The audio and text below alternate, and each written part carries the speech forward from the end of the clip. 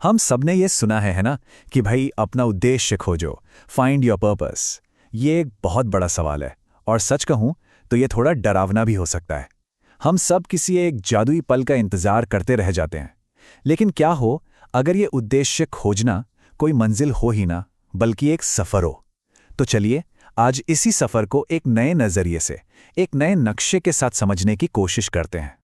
बचपन से ही ना हम दो अलग अलग तरह की बातें सुनते हैं, और मजे की बात यह है कि दोनों ही पूरी तरह से सच नहीं हैं। एक तरफ शायद किसी ने कहा हो तुमसे कुछ नहीं होगा, और दूसरी तरफ हमें यह भी सिखाया जाता है कि अरे तुम जो चाहो वो बन सकते हो। अब जरा सोचिए, ये दोनों बातें एक दूसरे से कितनी अलग हैं, और इसी कंफ्यूजन में हम अक्सर फंस जाते हैं। तो फिर सच्चाई है क्या?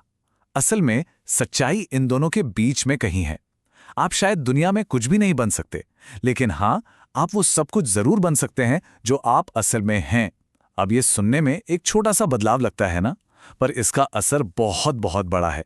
ये हमें कुछ भी बनने के प्रेशर से आज़ाद करता है और अपनी असली ताकत पर ध्यान देने की हिम्मत देता है। तो ठीक है, हमने पुरानी सोच को तो किनारे रख दिया। अब सवाल ये उठता है कि आखिर ये उद्देश्य, ये पर्पस मिलता कैसे है? तो अच्छी खबर ये है कि इसका कोई एक सीक्रेट रास्ता नहीं है। असल में इसके 4 जाने पहचाने रास्ते हैं। आइए एक एक करके इन्हें देखते हैं। ये 4 रास्ते हैं। पहला है दर्द, यानी अपने किसी बुरे अनुभव को अपनी ताकत बनाना।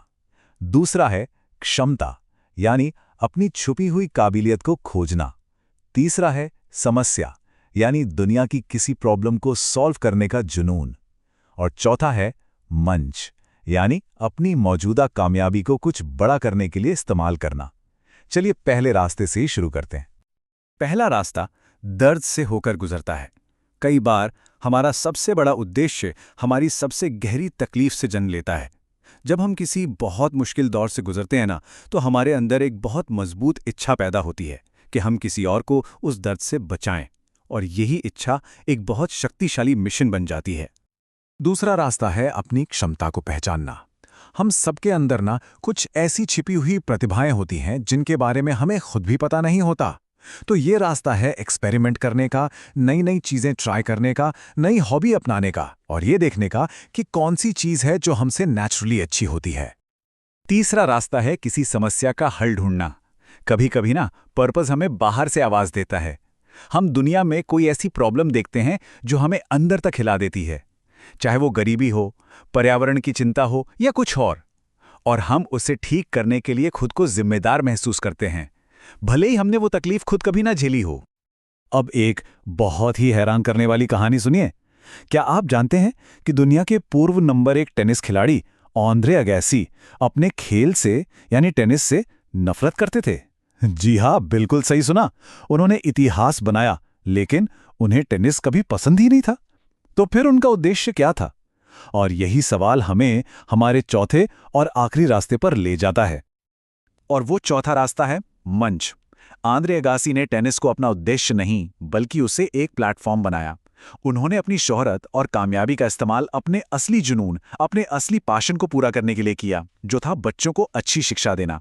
ये एक परफेक्ट उदाहरण है कि कैसे हमारी स्किल्स, हमारे अनुभव, चाहे वो हमें पसंद हो या ना हो, एक बड़े मकसद के लिए एक मंच बन सकते हैं। तो ये थे वो 4 रास्ते। लेकिन अब सवाल ये है कि हम अपनी क्षमता को, अपने पोटेंशियल को खोजें कैसे? तो चलिए अब एक बहुत ही सिंपल और प्रैक्टिकल एक्सरसाइज पर आते हैं, जिसे कोई भी कर सकता है। सवाल सीधा सा है कि हम एक सिस्टम से, एक तरीके से अपने पैशन और अपनी स्किल्स का पता कैसे लगाएं। तो ये जो एक्सरसाइज है, ये ठीक इसी काम में हमारी मदद करेगी। तो करना क्या है? बहुत सिंपल है। 3 लिस्ट बनानी है। पहली लिस्ट वो सारी चीजें जिनमें हम अच्छे तो हैं, पर उन्हें करने में मजा नहीं आता। दूसरी लिस्ट वो चीजें जिन्हें करने का हमें जुनून है, बहुत मजा आता है, पर हम उनमें उतने अच्छे नहीं हैं। और तीसरी लिस्ट वो काम जिनमें ना तो हमारी कोई स्किल है और ना ही कोई दिलचस्पी। अब इन तीनों लिस्ट को इस चार्ट में रखते हैं। इसे हम कह सकते हैं पर्पस क्वाड्रेंट या मकसद का बॉक्स। आप देख सकते हैं कि लिस्ट 1 यानी हाई स्किल लो पैशन और लिस्ट 2 यानी लो स्किल हाई पैशन कहां पर हैं, और हमारा असली गोल क्या है? वो है उस सुनहरे बॉक्स तक पहुंचना जहां हाई स्किल और हाई पैशन एक साथ मिलते हैं। तो असली काम अब शुरू होता है। जो चीज़ें हमारी लिस्ट 1 में हैं, हमें उनमें जुनून और एक मतलब ढूंढना होगा। और जो चीज़ें लिस्ट 2 में हैं, उनमें हमें मेहनत करके अपनी स्किल्स को बेहतर बनाना होगा। बस यही वो रास्ता है जो हमें उस पर्पस बॉक्स तक ले जाएगा। और ये हमें एक बहुत ही मज़ेदार आइडिया पर लाता है। क्या हो अगर पर्पस ढूंढने के लिए अपनी नौकरी बदलने की ज़रूरत ही न पड़े?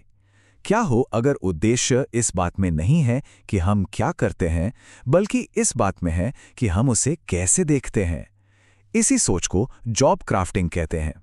इसे समझने के लिए येल यूनिवर्सिटी की एक बहुत मशहूर स्टडी देखते हैं।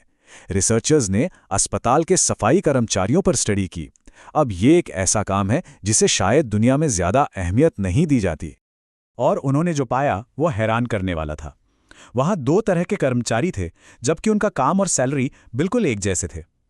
एक ग्रुप खुद को सिर्फ सफाई कर्मचारी मानता था, लेकिन दूसरा ग्रुप वो खुद को हीलर कहता था। उनका मानना था कि वो सिर्फ फर्श साफ नहीं कर रहे, बल्कि वो मरीजों को ठीक होने में मदद कर रहे हैं।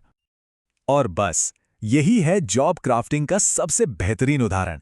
ये अपने काम को एक नया मतलब देने की कला है। भले ही काम वही रहे, सब कुछ इस बात पर निर्भर करता है कि हम अपने काम को किस नज़र से देखते हैं। जैसा कि वेन डायर ने कहा है, जब हम चीज़ों को देखने का अपना नज़रिया बदलते हैं, तो वो चीज़ें जिन्हें हम देख रहे हैं वे भी बदल जाती हैं। हमारा काम चाहे कुछ भी हो, कहीं ना कहीं किसी पर तो एक पॉजिटिव असर डालता ही है। बस हमें उस असर को पहचानने की ज़रूरत है। और अब हम आते हैं इस पूरी बातचीत के सबसे ज़रूरी, सबसे अहम आइडिया पर।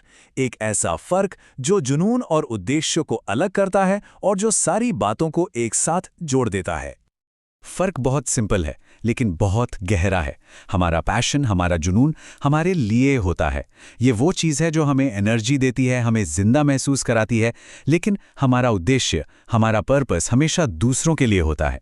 जब हम अपने जुनून का इस्तेमाल दूसरों की सेवा के लिए करते हैं, तो वही जुनून हमारा उद्देश्य बन जाता है। तो अब बस एक सवाल पे सोचना है, वो क्या चीज़ है जो हमें उत्साहित करती है, जिसके लिए हम जुनूनी हैं, और हम उस जुनून का इस्तेमाल दूसरों की मदद करने के लिए, इस दुनिया में एक पॉजिटिव बदलाव लाने के लिए कैसे कर सकते हैं।